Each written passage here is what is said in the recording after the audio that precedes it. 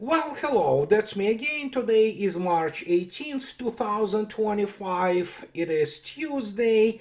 And before I go, I want to make sure that we understand each other and that Vladimir Putin's and Donald Trump's talks, which again lasted more than an hour and a half today, most of it is beyond our reach. They will do their regular, information about those talks, like already RIA News already posted it, that, well, yeah, there will be no ceasefire, looks like. I will still wait for it.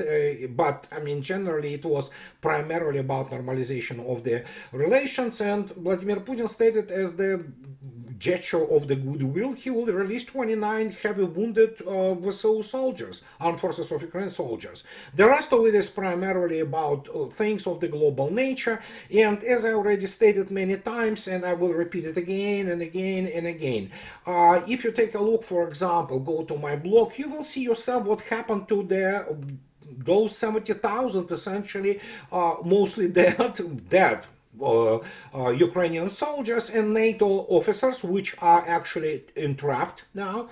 And you basically will have a good idea. Some people say, oh, it's a highway of death. No, it's not a highway of death. It is the, or basically there are some kind of the bizarre trapezoid with approximately, I would say, 350 square kilometers.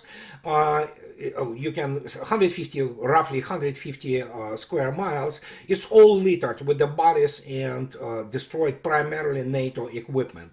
So yeah, it's a grim picture there. So, and Russians have no reason to basically stop from doing what they are doing. But this is not what I want to talk to you about. And against the background of rather important and, I would say, global changes, at least with some people who have brains in the White House and the Trump administration, not without their faults. We still have to remember the atrocity which is being committed, obviously, from the blessing of the United States, whose foreign policy largely controlled, especially in terms of Middle East, by APAC, American-Israeli Public Action Committee, and, well, essentially Israeli lobby. We have the resumption of the atrocity against they call it against Hamas, but guess what? Civilians in Gaza die again.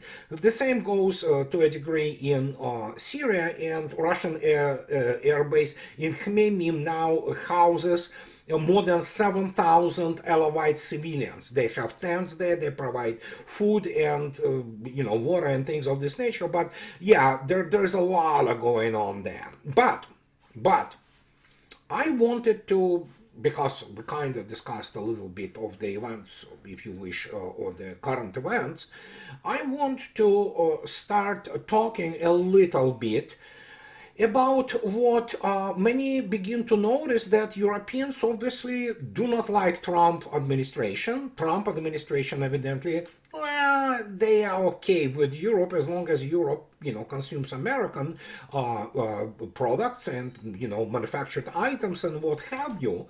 And that is in the plans. But Europeans obviously, they panic that the United States somehow will remove its, military support, which of course they abused for the last 80 years. Not that it was needed. Soviet Union was not going to attack Europe or do something about it, evilish or, vile, what have you. No, but here's the interesting situation. Europeans, especially people like Macron, says that he wants to send his Rafales with this, funny little missile, which they for some reason consider strategic nuclear missile. It is nuclear, but it's not strategic. But he wants to put them into Germany to threaten Russia, I think, by 2035. By that time, either Macron will be gone, or this proverbial, donkey, or Padishah, or even France, for all I care. And the question here is that everybody begins to laugh at Europe at this stage, Chinese are basically laughing. They are not very satisfied with Europe, but they are laughing at their capabilities, including industrial ones. And here we have this thing. And okay, this is the left hook from out of nowhere. And you know what? It's just funny. Mr. Macron evidently doesn't understand what he's dealing with. But Romanians, for all, what do you know? Romania says today, advisor to the President Jaconescu, NATO security guarantees are enough for Romania. Romania rejects France's proposal for a nuclear umbrella. So yeah, remember this nuclear umbrella? It's really kind of misnomer because France cannot provide any nuclear umbrella to Romania or to anybody else for that matter in Europe. But people still think that, and Macron especially, and people around him, and people like the cretins like Annalena Baerbock, they might still think that because France has some nuclear weapons that it can provide umbrella. And let me explain today what umbrella is.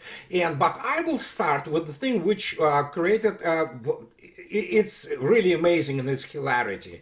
And this is Mr. Macron again. And here Macron comes up with this incredible idea. So he says that Macron urges EU to ditch US arms makers. The EU must cut its reliance on US-made weapons and prioritize European alternatives, French President Emmanuel Macron has said. His comments followed European Commission President Ursula von der Leyen's recent proposal to mobilize up to 800 billion euros in debt and tax breaks for the bloc's military-industrial complex. I suggest, he said, to manufacture that they could on systems where we have the best products approach European states that have gotten used to buying American, Macron said.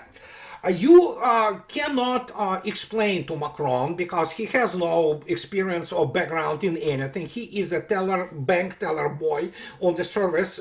Well, he's errand boy for Rothschilds. Ursula von der Leyen, she is specialist in primarily gynecology.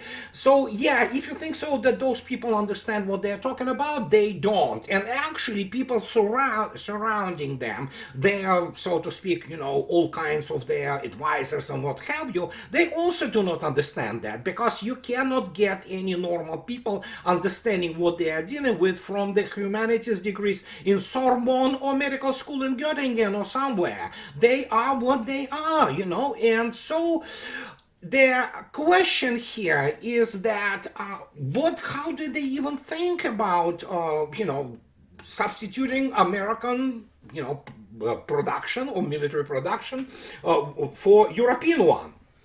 And I have news for them. And I am very critical of American weapons. I am very critical, and justifiably so. I basically wrote 4 books, writing the 5th one, on the basically catastrophe which American military-industrial complex is. And not only that, it's just pretty much their, laundromat, this military-industrial complex, but the doctrine and things like that. Still, United States produces some high-end, high level of complexity military equipment, and when you look at that, and you look across the NATO in terms of what it is armed with, the news are not good.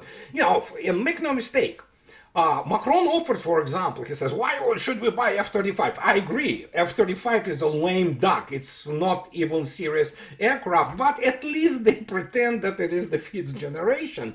But when he offers, for example, Rafale, it's not the 5th generation, and it cannot be 5th generation. It's not only about stealth, it is about weapon system which it carries, and it is still limited, as I stated many times, by the, how to put it politely, what United States produces best for United States, measure, which is AIM-120 MRAM. So French, however, they wouldn't be French, so they say this. So the The Soul Aviation says, look at our Rafale. It is combat proven. This is when I begin to laugh at. Okay, what is the combat proven aircraft is this? So from 2006 to 2011, French Air Force and Navy Rafale fighters were engaged in countless combat missions in Afghanistan, where they demonstrated a very high proficiency and tangible military value. Yeah, bombing those, Taliban with their mighty Taliban Air Force and air defense. It is absolutely ridiculous to call it combat proven. It's like, oh yeah, they used, ASM, Hammer, precision guided modular air to surface armament, payway laser guided bombs, and the 30mm cannon were employed on many occasions, scoring direct hits with remarkable precision. Well, pretty much any modern aircraft can do that. I don't know why it's called combat proven when essentially it's a turkey shoot against people who are armed with the AK-47s. They wear sandals and turbans, and the maximum they can hope for is Stinger. That's the good old, storage of Stingers. Most of them, of course, do not work. But they consider it that, oh yeah, it is combat proven. So this is what they offer for Europeans. And look at this. Let's take a look at the history of Rafale. Rafale, it's actually 90s technology. There's nothing wrong with 90s technology, but Marine Nationale, which is, of course, it was for the Charles de Gaulle aircraft carrier, received its first Rafales in December 2000, with the first combat deployment occurring in 2002, even before the embarked Rafale M were declared fully operational in June 2004. The Armée de l'Air, which is of course French Air Force, followed suit, receiving the first Rafales in 2005 and achieving full operational status from mid-2007. So, if you take a look attentively at what Rafale is, which is, decent aircraft, make no mistake, it's a good aircraft.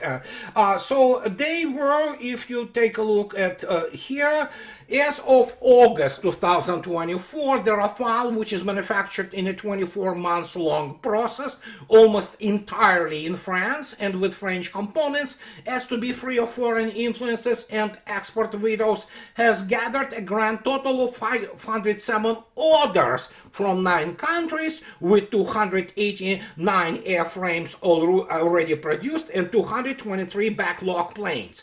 So, by 2024, 166 Rafales had been delivered to the French armed forces, with 12 airframes in service then being sold to Greece.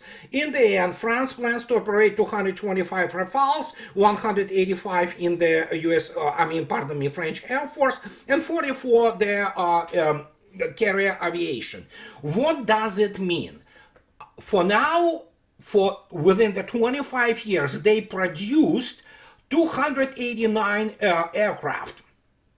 So some of them sold, and here I have an issue with that. So if they offer a Rafale and they say that we cannot ramp, really, they can't ramp it up. They are backlogged and they cannot deliver it anywhere properly on time.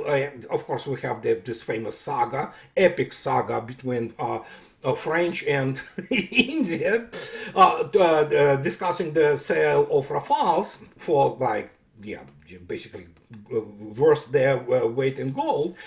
The question remains, how can you provide something instead of Americans when Americans do have the capability to produce a much larger number of the aircraft, such as F-35, which of course Netherlands Royal Air Force has now equipped with F-35s. Germans will have their hands twisted and they will have F-35s. And so the only alternative is of course the Eurofighter Typhoon. But if Macron thinks that he can provide appropriate number, which is that's the matter of the operational planning and doctrine and calculations, if he wants to fight Russia, and Europeans want to fight Russia. Not all Europeans, but many do. I have news for him. Let's take a look at the rate from the source, which I already used before, and this is the global air forces. Global air power. So take a look at this. As of 2024, If you take a look attentively, as Russians produced Su-35. Well, the Su-35, out of those 365, you can deduct Su-27, but Su-35, which started to be produced and delivered from 2013, I believe, we are looking at already 150 or something like that produced, which is, of course, the production period shorter than that of the Rafale. And then, of course, we have Su-30s and SMs and SM-2s, all of which are net-centric, and they are capable of carrying the latest versions of the Russian air-to-air weapons. Then you have the state-of-the-art Su-34, you have Su-57, which is going to reach the targeted number of 60 or 72, actually, not by 2028, but most likely by the next year. So, and then there is another thing Russia produces, which obviously France does not produce, and it doesn't have expertise, and without which you cannot protect anything, and we cannot have the ability to provide any kind of umbrella. These are strategic bombers, such as Russian brand new production of the completely redesigned Tu-160M, which is state-of-the-art and capable of carrying weapons, which France simply doesn't have. France has nothing comparable to X or KH-101, or all kinds of other missiles, such as the extremely long-range KHBD, which is 8,500 kilometer range plus. So yeah, when you begin to compare this, I don't know how Macron wants to really provide it, ramp up. If they think that they can pour money into this, I have news. Production of the such high-level complexity systems requires way more than just money, which, by the way, will be eaten by the inflation and essentially the prohibitive costs, and as the result, all steam will go into the whistle primarily. The same goes for the what? They're going to produce more Leclercs. They have to take a look at for example, Russian production of the armor vehicles and tanks. Combined NATO is nowhere near. So if you think so that France somehow can provide some kind of anything to European Union, let's call it this way, I have a bridge to sell you. And as Mr. Putin today, speaking to the Russian Congress or meeting of the Russian Union of the industrialists and entrepreneurs, he stated, I don't understand why they call it G7. What's so great about it? Exactly. When you look at UK, when you look at France, when you look at Italy, when you look at Germany, militarily, they are chihuahuas. Their military-industrial complexes are jokes. And then comes this other issue. Well, as we already know, that the top of the line, which they can provide in terms of their air defense and anti-missile defense, is this thingy.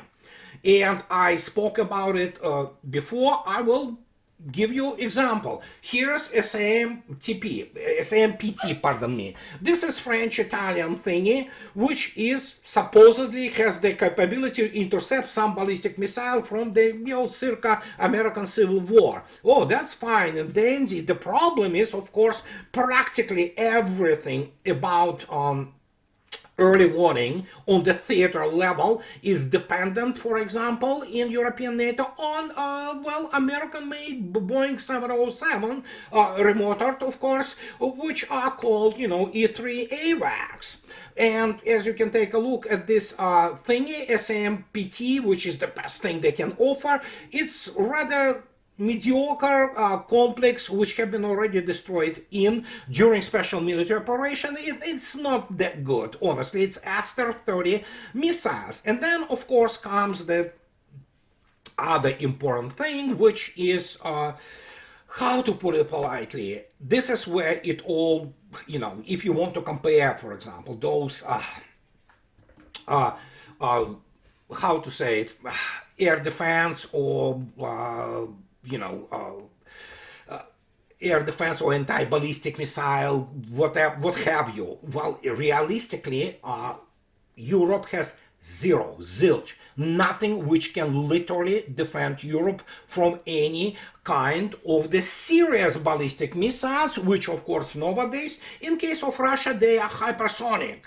Many of them, and as you can see yourself, and I use this because it is, well, plus minus correct from Wikipedia, because I am simply lazy. I didn't want to do it myself because it requires a lot of research and compiling the table, and I just went out to Wikipedia, looked it up, and said, yeah, it's more or less accurate. And as you can see yourself, I underlined what is the only thing Europe has, this the proverbial SAMPT, which is of course, if you take a look attentively, the velocities which they use there are not quite hypersonic required to intercepting maneuvering hypersonic targets, or for that matter intercontinental ballistic missiles with the ranges of launch beyond 5,000 kilometers. But if you take a look attentively at this list, and this is the top of the list, Russians dominate it, and if you take a look,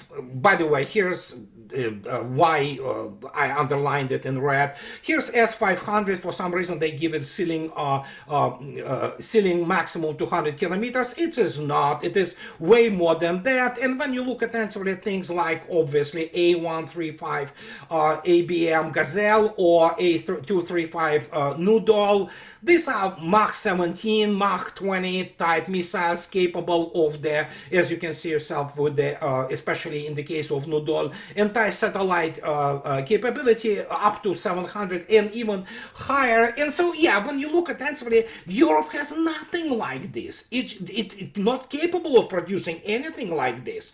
Even the United States has some kind of, anti-ballistic missile capability, which is, of course, and it has a long history of doing this. It's obviously also comes with exploration of the space and understanding of the development of the ballistic missilery, and it's a long story, and it all started with 1957 with Soviets launching Sputnik. So as you understand, Europeans have been nowhere near, and they haven't been. And then there is another thing. You want to be a modern military power? Well, tanks is all fine and dandy. Everything is good, and nobody argues with that. You need to have a strong ground forces, which none of those allegedly great seven has. Only United States has more or less respectable armed forces. In terms of the quantity, in terms of quality, it's a whole other story. But yeah, it's large, it's kind of lumbering, but it's a force to be reckoned with. It's a serious force. The rest of them, I mean, I don't know. And then comes this most important thing. What you gonna do when even this neocon central, they of course hate Russian gods, but you know what, here's their foreign policy, and even this rag, they are, you can sense how desperate and butthurt they are, but writing yesterday say that the latest Russian missile is bad news for NATO. Oreshnik is a different beast from its predecessors. And so it's written by Decker Eveleth. Oh my gosh, this is, you should see the CV of this guy. He wouldn't know first thing about anything technologically, but he is like right still. Even he, this, a shyster from the, well, there are many shysters who are being prepared in the humanities degrees in the West, who try to, prove themselves in the matters of strategy and doctrine, strategy and operations. But even he admits that, man, that's bad. It's really bad. And so, well, what do you need? Well, guess what? Let's take a look essentially at what Americans, who do have excellent and the best, largest satellite constellation in the world, this is what they say, and this is what they say about space-based intelligence constellations. And here it is. For example, this is what constitutes today the core, the fundamental of the superpowerdom: commercial space innovations, unlimited potential. And they talk about visible sensors, space-based radar, infrared and hyperspectral, multi-phenomenology services. And then we go and continue to list things which have to be provided from the space. And they talk about so space-based electronic and signal intelligence. Hawkeye 360 and Aurora Insight offer satellite-based radio frequency remote sensing collection. By detecting and geolocating a range of radio frequency emitters, this could be valuable for transportation, tracking, and search and rescue, among other applications. Of course, you know, those applications are called recon and targeting. And so they're all kinds of things which are happening in space, and when you look attentively, especially after understanding what Oreshnik is, or what Sarmat is, or what Avangard is, well, Americans have this. This is a serious system. This is a really good system. It's called SBIRS, Missile Defense Early Warning Satellites. Well, they are, satellites which they explain, Lockheed Martin, basically the specification of the satellites whose task is to, well, guess what? They call SBIRS for a reason. Their task is to detect the what is called the torch of the starting, missile. Intercontinental, or for that matter any kind of the missile, and that's why it's called early warning. In Russia, unlike of course there's some basically fairy tales which have been spread by some guy we know whom I am talking about, I'm not gonna name him, who is stuck in 1990s still, while Russians already have this system, which is of course it's called, this is correct from Wikipedia, because I look it up. I know that this particular thing is correct. So usually they lie, but in this particular case, they are correct. It is called Russian Единая космическая система, or Unified Space System, also known as Kupal, meaning dome, and it already has 6 operational satellites, which are early warning satellites.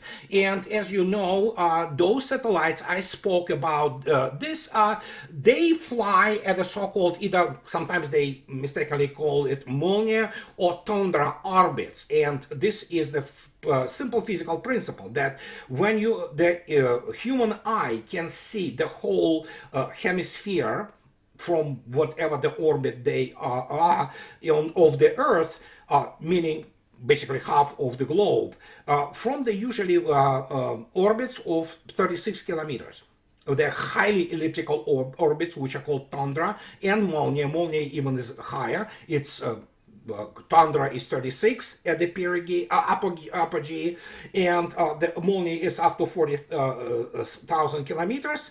And they have a very long dwell period. It's 8-hour dwell period when the satellite which flies around literally, well, sees the half of the globe for 8 hours. So you need to have at least 3 to constantly monitor half of the Earth. Well, Russians have 6 and continue to put them there, and Russians, of course, have all other type of things ranging from, I don't know, it's long to explain how large this constellation becomes, from obviously famous now Liana, which has alone 8 passive electronic recon satellites, 2 active radar satellites. So the 8 of those are Lotus, and 2 of those are Peony. And then of course you have Resource, you have all kinds of those remote sensing. And if you take a look attentively at the list of just Roscosmos with some additional already happened launches for 2025, you can see yourself that here are Russian launches, okay? As you can see yourself, Russians continue to launch in batches. There are not one often, several satellites, some of them secret. So, and they launched already by March 16. There were 4 launches with, as you can see yourself, 1, 2, 3, 4, 5, 6, 7, 8 military satellites, and you will have 21 launches, most of them from Roscosmos, which are official. Russian Defense Ministry usually says it, gives very short warning about the launch, so who knows. Meanwhile, while Russia and United States, they have those developing constellations, what's the deal with Europeans? And mind you, we are talking about enormously expensive and enormously science-consuming and technological expertise consuming sector of the defense, which are early warning and recon, satellite recon. Well, here we have the situation with Europeans and with French.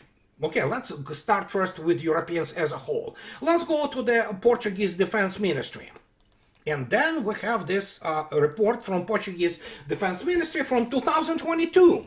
And they talk about this. Well, they say until today, Europe is dependent on third-party systems for space-based early warning. And they talk about that, obviously, they started this program and they issued, essentially, funded 90 million euros, really.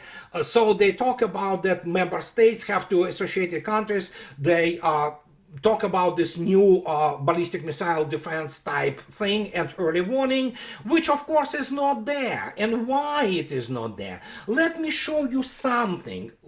When you compare the scale of Russian, let alone American, space-based constellations, here it is.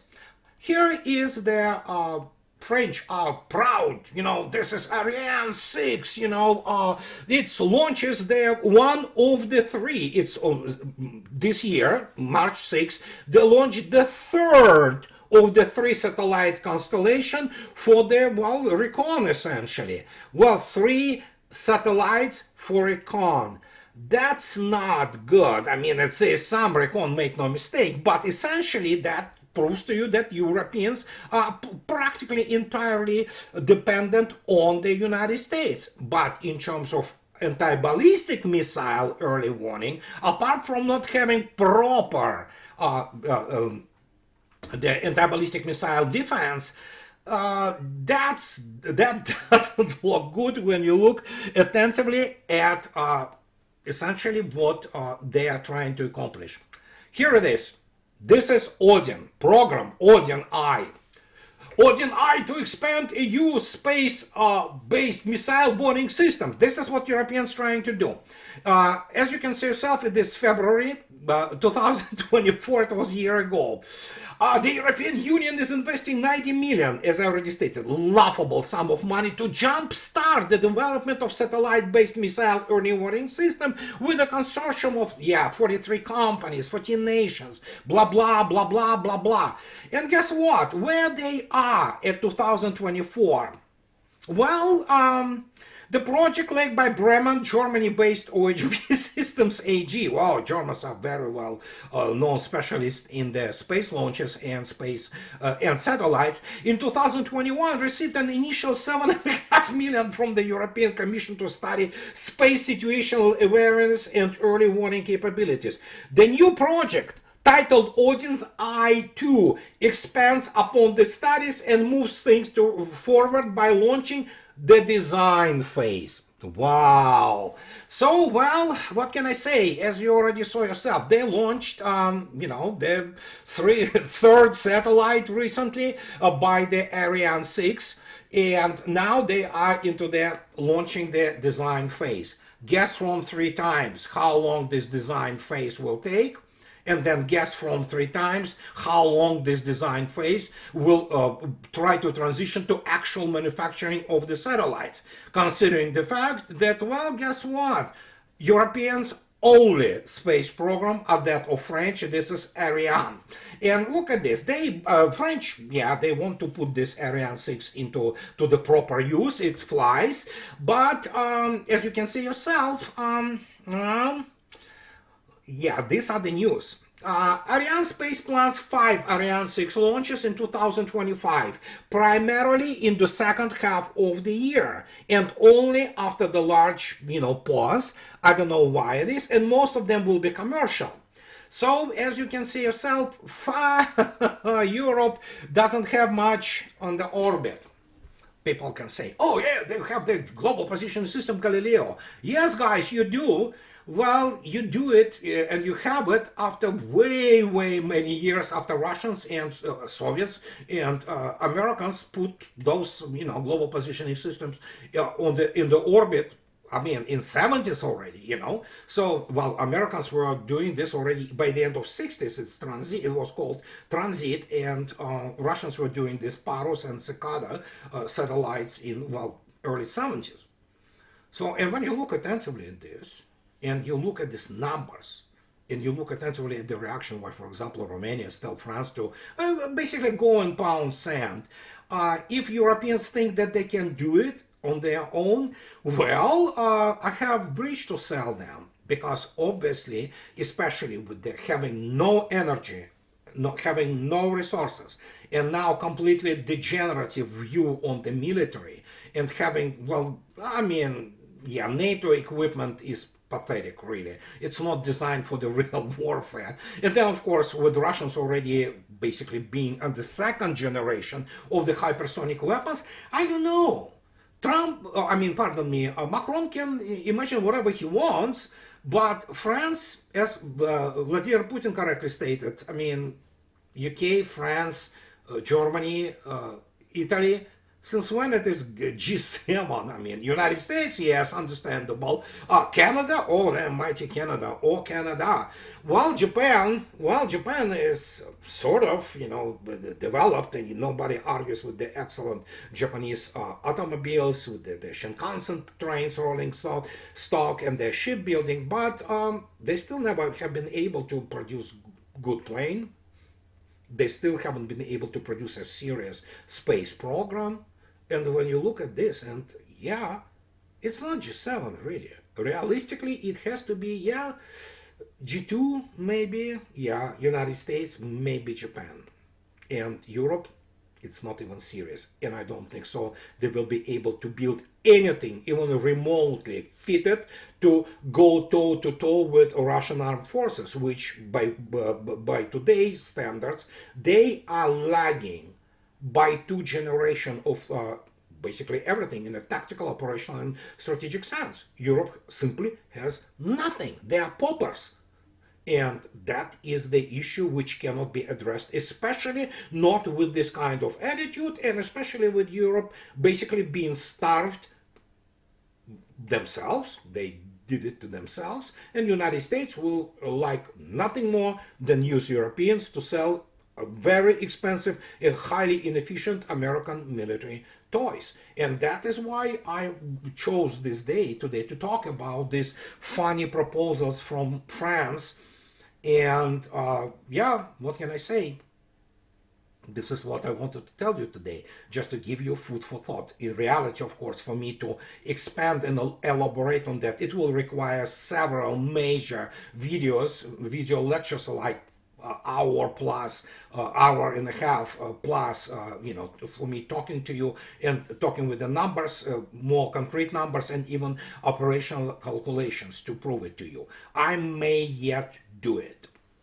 And so that was it for today, guys. And as always, those who like what I do, please subscribe to my channel. And those who can afford, please support me on Patreon or buy me a coffee too. I will really appreciate this. So have the nice rest of the week, and I'll talk to you later, guys. Bye-bye.